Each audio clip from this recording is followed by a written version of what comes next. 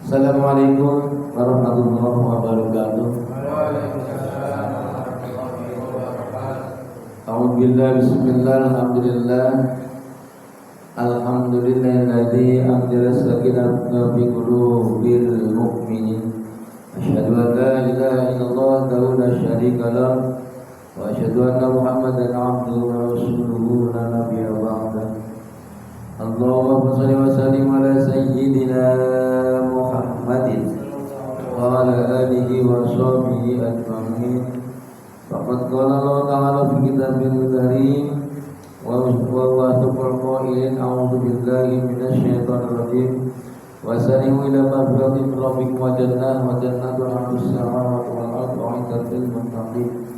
Wala Rasulullah sallallahu alaihi wasallam qala ilmi faridatun ala kulli muslimin wa muslimatin.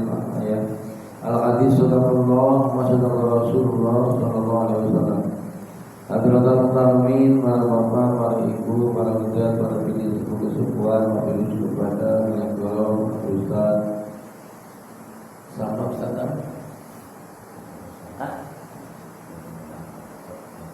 Amari kamu bapak-bapak yang pada kesempatan ini malam, Bapak Kom, semuanya nggak tahu namanya, semuanya menghormati ibu yang menghormati yang tidak merasa hormat dan tidak saya absen satu persatu dan namun tidak mengurangi rasa hormat dan kami. Hadirin hadirat dirahmati Allah Subhanahu wa taala, kita semak mulai baca kitab. Kemarin sudah mukadimah ya. Jadi kalau belajar kita di depan itu udah ada dasarnya mukadimah. Jadi ada belajar. Ya siapa tahu jadi apa ya. Siapa tahu jadi kita, siapa tahu manggung hebat. Manggung di depan umum ya, harus pintar. Jadi diajarkan di sini udah.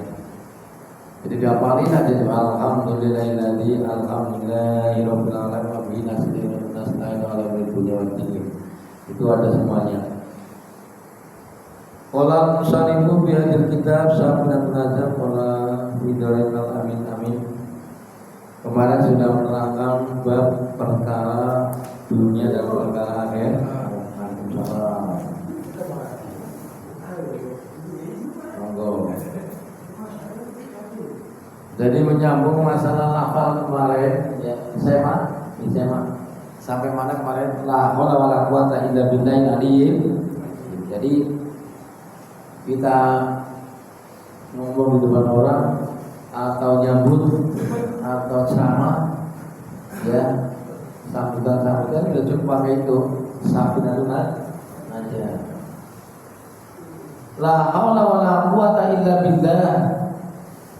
La haula wala quwata, tiada daya upaya buat ibadah kepada Allah Taala illa billahi al-aliyyil, kecuali dengan Allah Subhanahu wa taala. Kita enggak punya daya, Pak, enggak punya kekuatan, enggak punya apa-apa. Kekuatan daya upaya bisa melaksanakan ibadah ilallah kecuali dengan Allah. Dan kekuatannya Allah luar biasa. Nah kalau kita sudah seandainya nggak punya daya, mohon maaf, masuk angin aja dikerok. Kalau udah sakit, nah punya daya. Walaupun itu dikirim amanatnya ayam bakar, nggak bakal enak, Bu. Bener nggak? Tapi kekuatan dari Allah yang diberikan kepada kita, walaupun sama sambal, benar bisa nambah. Lalap sambal nambah ya.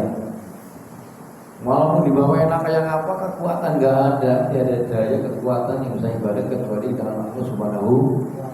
Jadi kita, hidup kita itu tergantung Allah Subhanahu.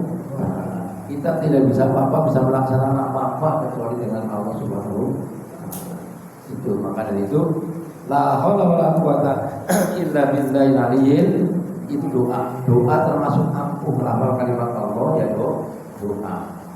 Jadi kalau kita nggak punya kekuatan, nggak punya daya, lemah manusia, bahasanya la hawla wala quwwata illa billahil aliyyil. Dengan kuatnya Allah yang maha luhur dan maha agung. Ini sambungan kemarin. Sekarang mulai bab kedua, faslun, ada faslun bab penerangkan arkanul Islam satu asyiat. Itu satu syahadatun alla ilaha illallah wa anna muhammadar rasulullah wa iqamus shalah wa itauz zakat wa shaumu ramadan wa hajjul baiti man istata'a ilaihi sabila. Ya, bacaannya. Ada beberapa rukun Islam. Apa sih Islam? Islam itu buat pedoman kita supaya besok kita akhir hayatnya diakui oleh kanjeng Nabi. Islam itu disempurnakan oleh Allah SWT melalui kanjeng Nabi. Dari dulu dari Islam, walaupun kanjeng Nabi Isa pun Islam. Terus gimana yang masukkan Kristen? Ya penafsiran dia. Jadi namanya kitab, ya ada kitab Markus, Injil Markus, kitab apa yang nggak tahu tuh. Kalau kitab sini kitab Quran, tafsir Quran, kitab Jalalain, banyak kitab-kitab. Dan kitab itu ada menafsirkan, makanya orang yang bukan Islam menafsirkan kanjeng Nabi Isa disalib, bener nggak Bu? Kanjeng Nabi Isa disalib, bener Pak? Kanjeng Nabi Isa disalib, bener ya? Menurut bukan Islam. Padahal di dalam Al-Quran kanjeng Nabi Isa punya murid 8. Yang satu paling badar, pinter badar. Nah itu ngejar-ngejar kanjeng Nabi Isa mau dibunuh. Padahal nanti kanjeng Nabi itu benar Islam. Kenapa kok umatnya Kristen? Nah itu ada yang menafsirkan bahwa kanjeng Nabi Isa kejar-kejar ke rumah jelek. Di rumah jelek itu terus Allah mengangkat kanjeng Nabi Isa atas ke langit, masih hidup. Kanjeng Nabi Isa, Bu, kanjeng Nabi Isa masih hidup. Ada 4 nabi yang masih hidup, termasuk kanjeng Nabi Isa, Idris. Itu besok kanjeng Nabi Isa akan turun ke dunia melawan Dajjal sejarahnya. Kenapa? Dajjal itu mau berontak, mau nyelakain umat Islam, mau nyelewengin umat Islam. Itu yang besok melawan kanjeng Nabi Isa. Isa membela umat kanjeng Nabi Islam. Kalau nggak dibela besok turun ke dunia, kalau kiamat akan membela Islam, perang dengan Dajjal. Apa Dajjal? Dajjal itu adalah guru-gurunya, dekok-dekokannya, ketua-ketuanya setan. Ada itu kalau sholat masih Dajjal. Didoain terus supaya kita nggak terlalu biru, tergoda oleh Dajjal, gurunya setan, mbahnya setan. Maka dari itu di sini disentuhkan bahwa ada rukunnya Islam. Ada berapa rukun Islam di situ? 5. Itu khamsatun. Ada 5 rukun Islam. Rukun itu harus dijalani. Kalau memenuhi syarat, Islam itu, rukun Islam itu harus ditepati kalau memenuhi syarat. Kalau nggak memenuhi syarat, nggak mampu, ya nggak apa-apa. Nggak apa-apa Bu, ini rukun beda sama wajib. Kalau sholat termasuk rukunnya Islam, hukumnya wajib. Walaupun sakit tetap sholat, walaupun luka tetap sholat, walaupun nggak ada air tetap sholat. Ya ini rukun. Khamsatun, ada 5 rukunnya Islam. Kata Rasulullah SAW dalam hadisnya, Buniyal Islam khamsatun. Islam itu dibangun ada 5 perkara. Kata Rasul dibangun. Kalau salah satunya nggak dibangun, maka akan ambruk. Ibu bangun rumah, kalau fondasinya ditarik, kira-kira akan ambruk nggak? itu namanya bangunan. Bangunan Islam ada 5, kalau seandainya dicontohkan ada pondasi rumah ditarik pondasinya ambruk. Itu namanya bunia. Manisa satu syahadatun Allah ilaha illallah wa anna Muhammadar Rasulullah. Yang pertama adalah syahadat. Maka dari itu kalau kita pas 4 bulan ibadah syahadat diislamkan karena sudah ada umurnya. 4 bulan itu udah ada umurnya udah sempurna, normal. Tinggal pemulihan, penyempurnaan sudah komplit. Disyahadati karena dimasukkan Islam. Dan setelah lagi diadanin kalau anak lahir diadanin enggak? Diadanin. Itu mengislamkan. Minimnya bapaknya, suami yang adzan. Nggak bisa adzan, masa sih adzan nggak bisa? Cuma sendiri di depan istrinya. Begitu lahir, geletakin diadanin, adzannya kok mati. Adzan biasa aja nih soalnya, geletakin udah. Allahu Akbar, Allahu Akbar, Allahu Akbar, Allahu Akbar. Itu adzan, itu di situ ada lafal namanya syahadat. Asyhadu an la ilaha illallah wa asyhadu anna Muhammadar Rasulullah. Islamkan. Bahkan pun adzan itu ada beberapa sunat, terutama sholat. Nah, sholat itu disunatkan adzan dan iqamah. Ustaz, mau sholat tapi enggak adzan iqamah enggak apa-apa, sunat. Itu adzannya di mushola doang, di rumah juga adzan enggak apa-apa. Adzan kalau mau sholat adzan. Minimnya qomat Allahu Akbar, asyhadu an la ilaha illallah, asyhadu anna Muhammadar supaya Islam. Berarti Islam pertama adalah syahadat. Asyhadu an la ilaha illallah, saya bersaksi tiada Tuhan selain Allah. Wa asyhadu anna Muhammadar Rasulullah, dan sesungguhnya saya bersaksi Muhammad itu adalah utusan Allah. Itu syahadat. Kalimat syahadat adalah kalimat Islam yang bisa menyelesaikan masalah. Contoh, salah satunya sunat adzan, sholat. Anak lahir, rumah mau dibangun, pada si dada nih Pak. Terus rumah mau ditempatin, ada nih. Terus tempat angker rumah angker atau tempat angker banyak moni adanin. Mau bapak mau nebang minimnya bismillah, subhanallah dadanin. Tempat pohon ditebang angker adanin Pak. Terus selanjutnya azan juga pas waktu meninggal.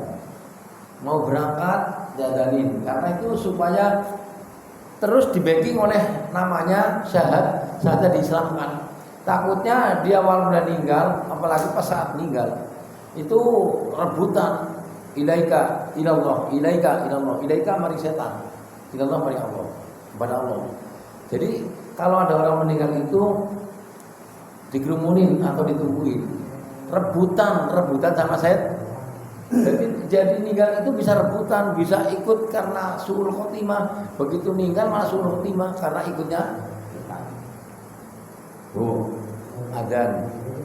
Jadanin ya.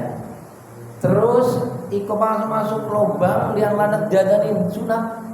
Talqin sunat. Kok ada mayit enggak ditalqin enggak apa-apa. Terus enggak dijadanin enggak apa-apa, saya bilang. Yang penting itu sunat. Tapi bagusnya namanya sunat itu tambahan. Dilakukan ada pahala, dari dilakukan ada pahala. Hadirin. Namanya sunat itu. Terus ada lagi namanya azan diislamkan dengan angin lebat, puting beliung. Angin puting beliung. Ada nih Pak. Ada nih. Apa perempuan boleh azan? Boleh. Perempuan juga boleh azan. Boleh motong hemat juga boleh. Perempuan, enggak boleh laki-laki doang. Bagi ngimamin boleh, ngimamin perempuan boleh. Tapi khusus perempuan.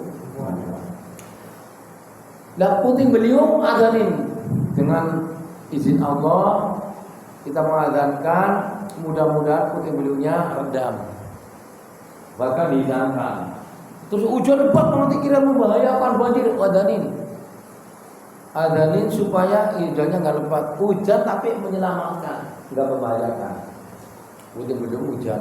Petir, wah. Itu diadanin. Ada petir nggak berhenti zaman dulu loh. Masa ke-9 ya Pak? Ya, dulu masa ke-9. Kadang-kadang ada anak mengembala naik di kerbau disamber. Terus kata orang tua, jangan duduk di atas batu gede, bener. Bener saya bener. Jangan di bawah pohon gede, jangan, bener, emang bener. Bener. Sejarahnya itu, nggak apa-apa ya Bu, cerita ini ya, dasar. Sejarah itu, petir itu waktu di Demak nggak ada Bu. Raden Syahid, Demak, Raden Patah, nggak ada petir. Ya cuma lem, nggak ada. Itu daerah Demak. Itu dulu ditangkap ya sama Raden Wali Songo.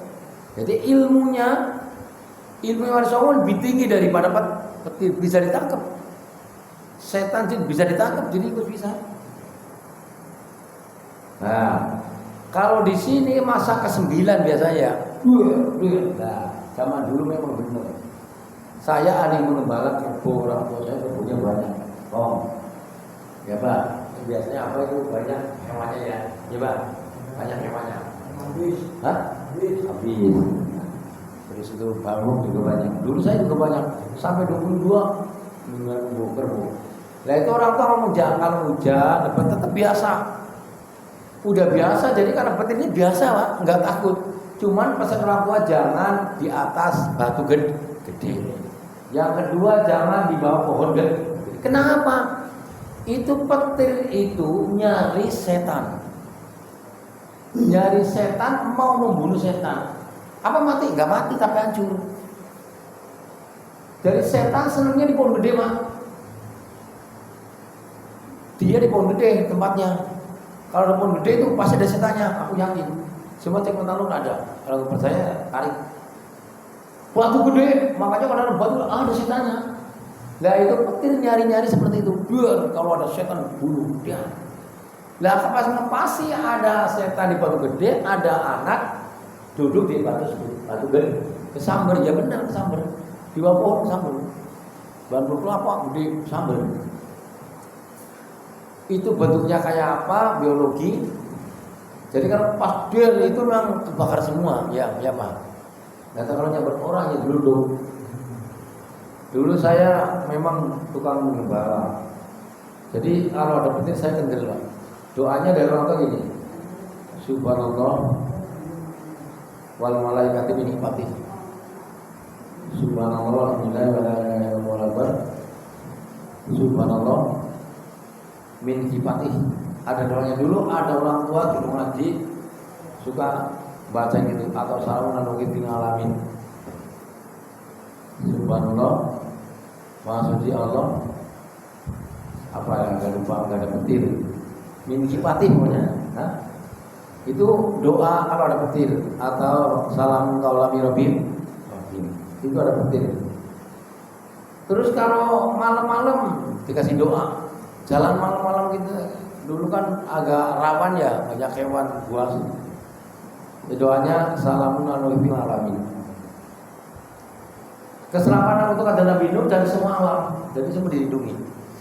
Tadinya ada cara dulu ya, ada meti Bu, apa namanya pocong, begitu didoain hilang pocongnya. Itu guru-guru zaman dulu doanya kuat. Nah, ini namanya azan berarti di Islamkan karena ada nama sesungguhnya tiada Tuhan selain saya bersaksi, tiada Tuhan selain Allah, dan saya bersaksi kanjeng Nabi Muhammad adalah utusan.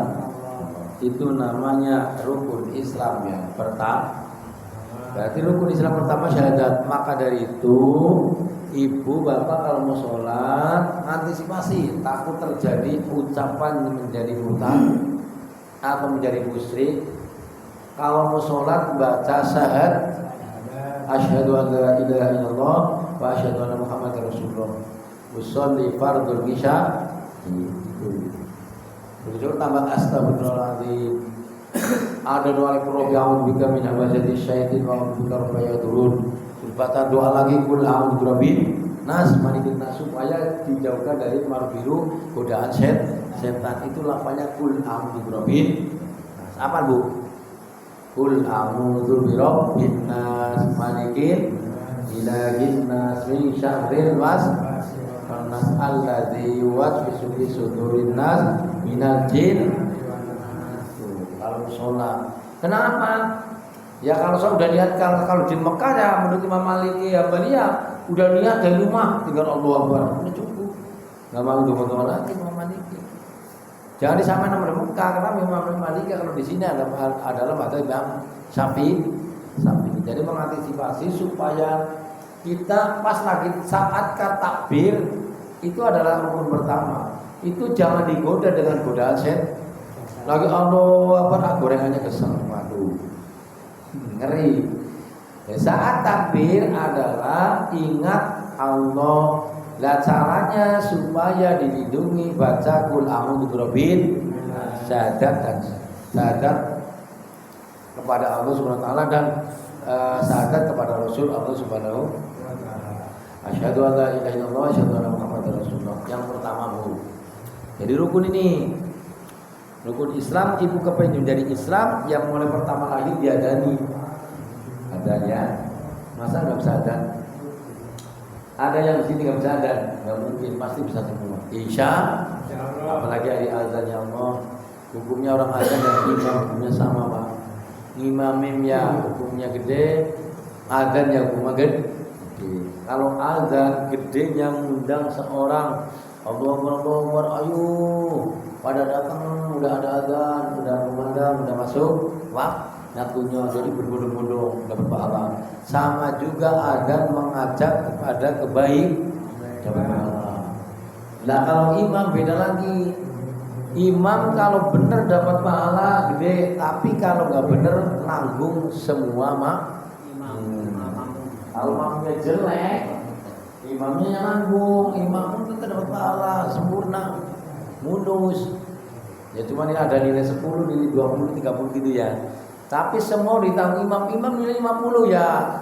Ibu-ibu bapak-bapak yang tadi nilai 20 jadi nilai 50. Makanya enaknya jadi makmum. RT pusing yang jadi warganya enak.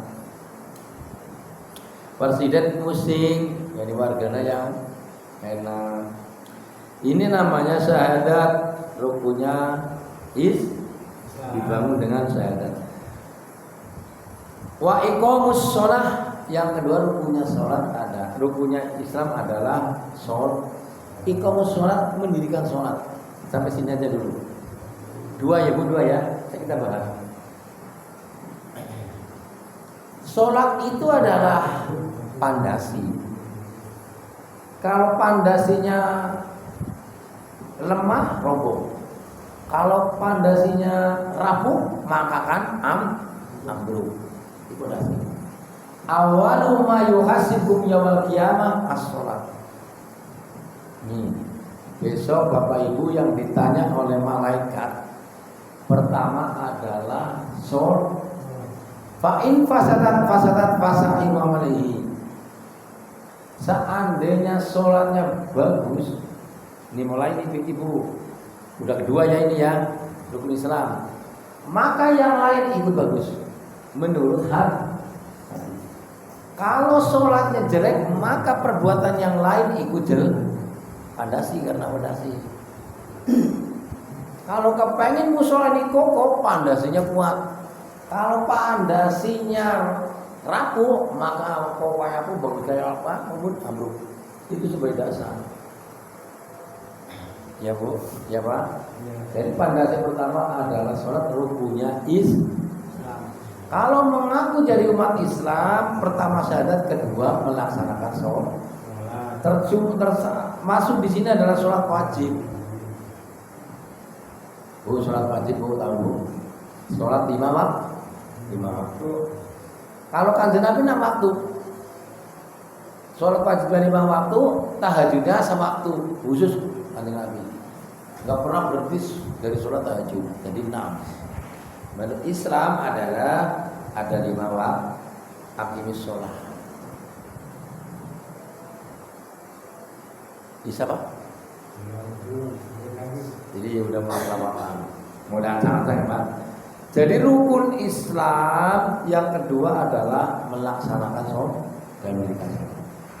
Kalau mengaku menjadi umat Islam itu harus dilakukan, nggak boleh berhenti. Lah rukunnya Islam sholat di dalam fikih sholat itu hukumnya wajib. Kalau wajib tidak boleh ditinggalkan. Kalau kepengen besok di akhirat benar. Pak, saya nggak sholat ya, siapa tahu besok anak ada kebaikannya. Husnul. Saya mengutip dari kitab yang lain. Ada sejarah riwayat mengatakan zaman Kanjeng Nabi. Ibu, zaman Kanjeng Nabi ya.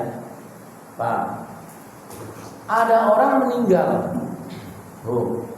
Ada orang meninggal disolati di musola. Meninggal disolati di musola. Begitu mau disolati dia gerak-gerak.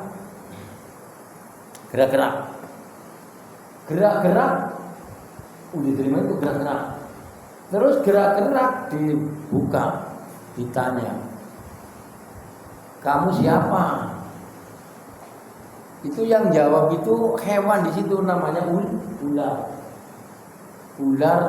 Terus kalajengking lagi pada makanin mayat yang mau disolatin. Udah dimakan duluan itu, belum disolatin dimakan, gerak-gerak. Dan ditanya, kamu siapa? Saya diperintah Allah. Nah, kamu hewan ya? Iya, bisa ngomong hewannya.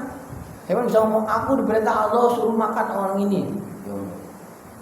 Terus gak jadi disolatin. Para sahabat mana ada Nabi. Ya Rasulullah, Habdun nas fal wajidu saran fitol dimakan fitoamil haiwan, ular kalajengking dimakan hewan. Terus gak jadi sholatin, Kanjeng Nabi datang. Sahabat gak berani nyolatin, Kanjeng Nabi datang. Kamu siapa? Siapa yang nyuruh? Saya, Allah yang nyuruh. Aku adalah ular, aku adalah kalajengking, cacing, makanan yang disuruh oleh Allah. Terus Kanjeng Nabi tanya kepada saudaranya, Dimas, nah ini kenapa bapakmu kok belum disolatin sudah dimakan kalajengking? Terus pertanyaannya gimana? Pertanyaannya anak itu ditanya Kanjeng Nabi, waktu hidupnya bapak saya nggak pernah sholat. Gitu. Tidak pernah sholat. Hidupnya dia sudah dimakanin cacing karena jengking udah santapannya. Itu yang nyuruh Allah. Kata anaknya semenjak hidupnya tidak pernah sholat. Tapi walau seumur hidup pernah melaksanakan sholat berarti ada satu iman. Walaupun sebiji sawit ya, atau sebuih lautan umpruk, kalau ada yang melaksanakan sholat waktu hidupnya itu pasti akan dilindungi, mendapat syafaat, dimasukkan surga, walaupun dikucak-kucak dulu bang. Tapi kalau ada niat aku adalah Islam, pernah sholat rukunnya, minimnya syahadat, pernah sholat pernah. Itu insya Allah separah apapun walaupun dikucak-kucak besok akan diangkat oleh Allah SWT, mendapat pertolongan Kanjeng Nabi, dimasukkan surga. Itu cuma jarang sholat. Tapi yang biasa sholat ngucak-kucaknya 2 hari, ya nggak sholat ngucak-kucaknya bisa 10 hari. Pak, berarti ada sejarah. Next sholatnya bagus, itu yang lain ikut bagus, itu hati. Jadi kalau memang kita mendirikan sholat, insya Allah akan menegakkan Islam. Dan kalau memang tidak pernah sholat, itu besok waktu Kanjeng Nabi aja udah dimakan di waktu yang apa namanya nih, anjang-anjang ya, potongan. Nah kalau seandainya udah masuk kuburan ya langsung disantap. Hah? Iya.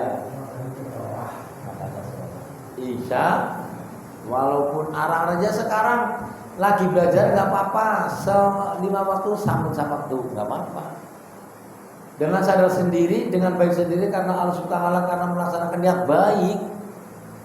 Besok 2 waktu, betul kan? Besok 3 waktu, lama-lama full. Yang tadinya ngaji, nggak ngaji, sekarang ngaji. Oh tahu hukumnya, oh seperti ini. Iya memang benar. Ada dasarnya. Jadi kita ngaku menjadi umat Islam dibangun ya dengan 5 perkara, yaitu harus membaca syahadat 2 kalimat syahadat. Yang kedua melaksanakan sholat. Ini lagi rukun Islam. Ntar bab sholatnya dibahas juga dulu. Gimana tata caranya, bacaannya, prakteknya itu ada semua. Yang benar bagaimana, yang standar bagaimana, yang jelek bagaimana, ada semua. Terus yang benar bagaimana? Makmum. Kita kan baca masih kurang, masih tanya makmum. Kalau makmum sudah ditanggung oleh imam. Makanya imam harus pintar dan harus tahu syarat rukunnya menjadi imam. Dan syarat rukunnya menjadi sholat. Batalnya sholat tahu semua dan suci-sucinya semua ada. Harus menguasai.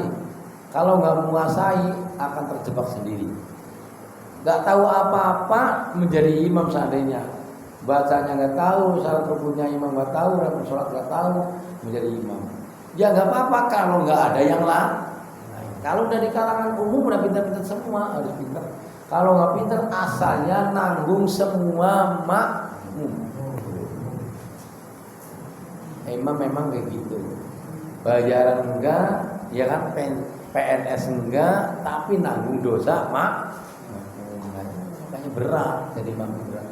Makanya benar-benar harus mondok, harus ngaji seperti ini. Oh nggak mondok ini, sama juga mondok mengkaji ilmu fikih.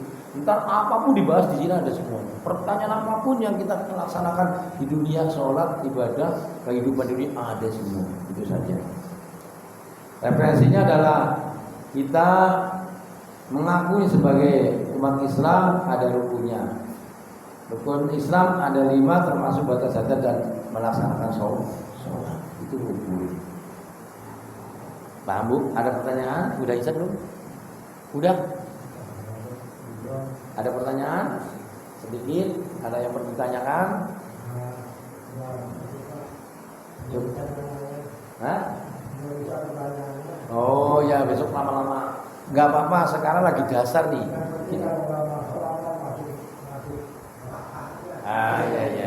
Ya. Kalau nggak sholat masuk neraka. Kalau sholat masuk surga. Belum tentu. Sholat juga masuk neraka banyak. Ya nggak sholat masuk surga juga ada. Amin. Contohnya Syekh Al-Kafi. Syekh Al-Kafi anjing yang ngikuti perintah Syekh Kafi, anjing ikuti dong. Sholat ikut sholat. Ya ikut sholat nungguin. Kemana ngawal anjing? Bisa masuk surga itu nggak sholat. Yang sholat terus bersisok masuk neraka. Kita belum tentu juga masuk surga. Kita berikhtiar, mudah-mudahan dapat itu Allah bisa masuk surga. Minimnya syaratnya melaksanakan sholat. Kalau diterima nggak diterima urusan Allah. Itu anjing Ashabul Kahfi masuk surga. Ada anjing, apalagi manusia. Cukup sekian saja. Terima kasih. Mohon maaf. Assalamualaikum warahmatullahi wabarakatuh.